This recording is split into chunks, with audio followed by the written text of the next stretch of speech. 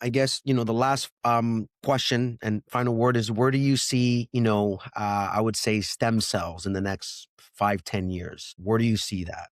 So a number of ongoing trials need to provide readouts for us in the coming few years.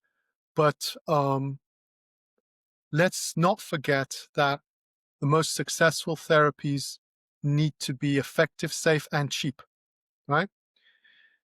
Ultimately, somebody has to pay for it. So if a treatment comes in from a secretome platform, which is much cheaper, not so complex to store and deliver, doesn't require that level of high level complexity, of course, there's going to be wider adoption for a cheaper, more robust platform.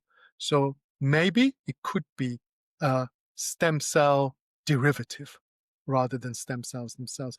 But we might have some publications, high-level publications coming in from the scientific community in the coming months and years to say, well, no, actually, it has to be a live cell because there is a particular nuance that a live cell would provide that a secretome and extracellular vesicle secretome platform may not. So the answer to that is not yet known, but I suspect it's, again, horses for courses.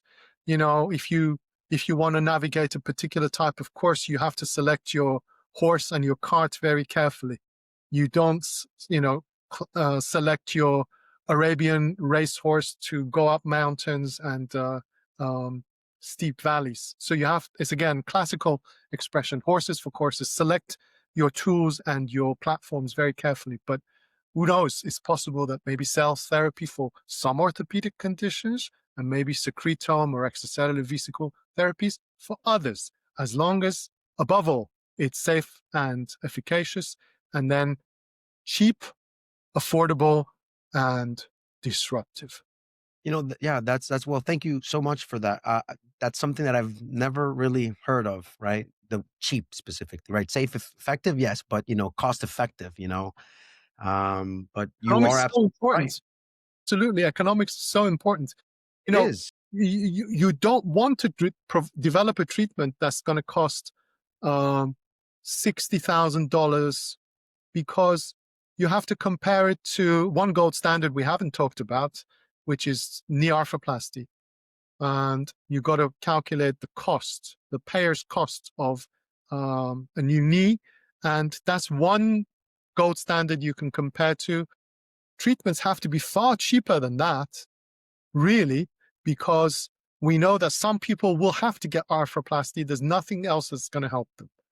Uh, Yes. Either full or partial arthroplasty of the knee is, end game for some people who have very advanced arthritis. But again, some of the exosome cell-based secretome exosome-based treatments could be coming in much earlier in the disease journey, in the patient journey, in the disease pathogenesis and progression journey, and potentially save the joint from arthroplasty. And then that's where the big saving comes from. If it's been well costed, if it's a treatment that's not costing thousands and thousands of dollars, and it could potentially delay arthroplasty by 5, 7, 10 years, that would be an amazing innovation. Absolutely right about that.